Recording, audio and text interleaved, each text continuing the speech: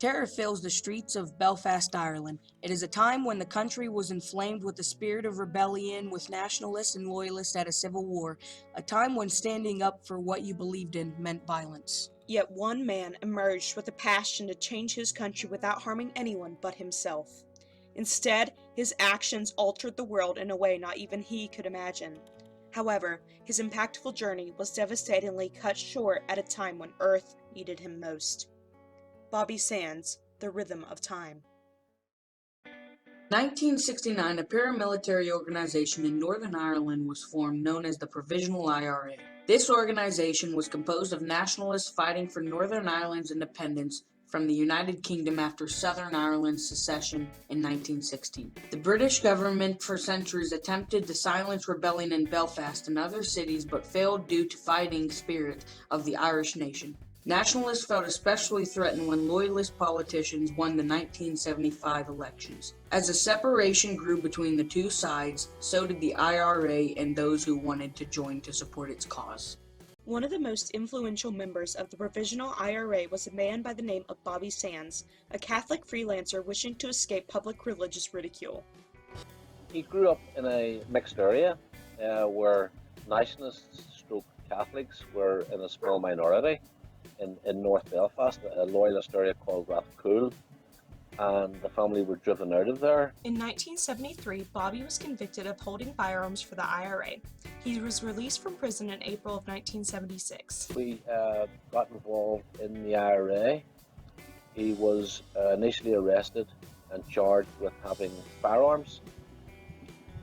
At that stage, the British government, after a previous hunger strike, had recognised IRA prisoners as political prisoners. So Bobby served out his sentence in Laken. This is the time that I met him when he was coming into Laken, first time I met him. And he served his sentence there as a prisoner of war, with his own clothes, didn't have to do prison work. The prisoners organised themselves behind the prison gates, behind the prison wire, and then he was released. Later that year, Bobby and his fellow IRA member Joe McDonald planned the bombing of the Balmoral Furniture Company, a loyalist-run business. The showroom was destroyed and Sands was arrested while trying to escape. Sands, as well as 3 other men involved, received a jail sentence of 14 years. While still incarcerated, Sands was chosen as the commanding officer of the Provisional IRA prisoners in Mays Prison. That year, Labor Secretary of State Merlin Rees announced the withdrawal of special category status for political prisoners like Sands. This led to complete discord among prisoners. Actually, the loyalist prisoners, again, on the whole, would have had empathy with Republican prisoners, and would have thought that after each death, or that maybe the government would have given in. The people on the outside were completely the opposite, and they were rejoicing, basically. In areas, in loyalist areas, where they were rejoicing at every death. And that was hard for us to take, coming from the background, people like myself who had just been released from prison. It was actually hard for us to take. Wanting to make a change in Parliament, while still in prison, Sands ran for office under the anti-H Bloc party. He was nominated on March 30th as the candidate for Fermanagh and South Tyrone. A by-election was called, and we put forward Bobby's name. It was at great risk, because if Bobby had lost by 1 vote, the British Prime Minister, Mrs. Thatcher, would have said, even your own people reject you. A quote from his campaign says, "The blanket men and the women prisoners in Armagh are borrowing this election in an attempt to illustrate your support for the prisoners and your opposition to the British government. Use your vote to save the seat." He ran against Union Party Henry West, who pledged to stop the terrorism of political prisoners. And on April 9th, 1981, the results came in. Sands, Bobby, anti-H Bloc, Armagh, political prisoner, 30,492. Sands had officially won his seat. At the time, at the age of 27, Sands was the youngest member to ever be elected to Parliament. Multiple people all over the world began to hear stories of the miracle election occurring in a Belfast prison. All throughout his campaign, a hunger strike was being held at Mays Prison.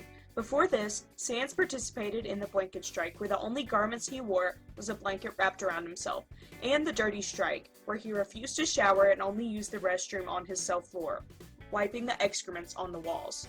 Sands led this protest with 5 demands. Political prisoners should be able to freely associate with other prisoners, should be able to have 1 visit, 1 letter, and 1 parcel per week.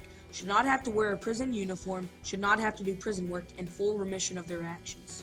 While in prison, Sands wrote multiple songs and poems, including The Rhythm of Time, Dear Mum, and All Things Must Come to Pass, as well as his own prison diary, which was written on toilet paper, which was later published. Although his body was slowly decaying, Sands kept his morale up.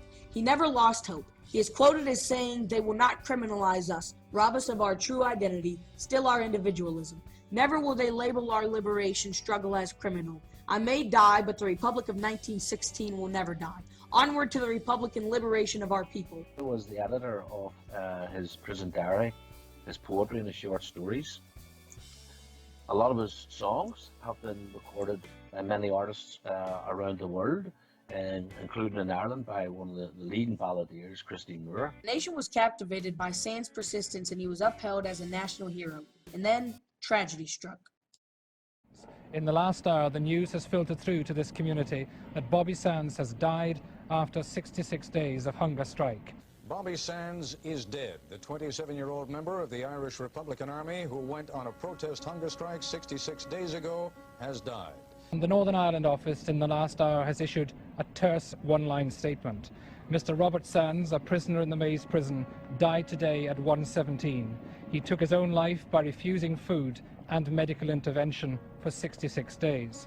The British Press Office in Belfast announced this evening that Sands died at 1:17 Tuesday morning, Belfast time. That would have been 8:17 p.m. Eastern time here in the United States. It's just a horrific time. The hunger strike lasted 7 months in all, and 10 young men from our small community in the north of Ireland laid down their lives. On May 5th, 1981, Sands passed in Maze prison after the 66-day strike. Autopsies say the official cause of death was in fact starvation. The media quickly picked up the story to where the world knew within a few hours. Over 100,000 people attended Sands' funeral, which had a 3-mile procession. It was the day that Bobby Sands was on the television, was on the television news, that Bobby Sands had died. And I was standing and watching the television in a Rangers Supporters Club with another Loyalist prisoner, a friend of mine who had just been released a week or two after me. And a guy standing behind us made a comment about they should have shoved the fish supper down his neck or some comment of that, to that effect. To which my friend turned around and basically knocked him out and said to him, "That guy's something that you'll never be, that guy's a soldier." Riots sprung up throughout Europe at the outrage over Sands' death, as well as those of the 9 other IRA members lost in the strike. 2 people were killed because of the riots in Belfast alone. A myriad of other nations honored Sands as this news spread. In America, there was a 24-hour boycott of British ships. In Australia, nationalists erected a public monument to spread his message. However, his impact was not limited to only his life. Sands paved the way for 2 anti-H Bloc candidates to win seats in Parliament the next year. The IRA surged with activity and gained members at a rapid pace. Eventually, the rights of special category status was granted back to political prisoners. To this day, Sands' impact is still evident. Multiple murals in Belfast show his struggle as well as others within the Provisional IRA.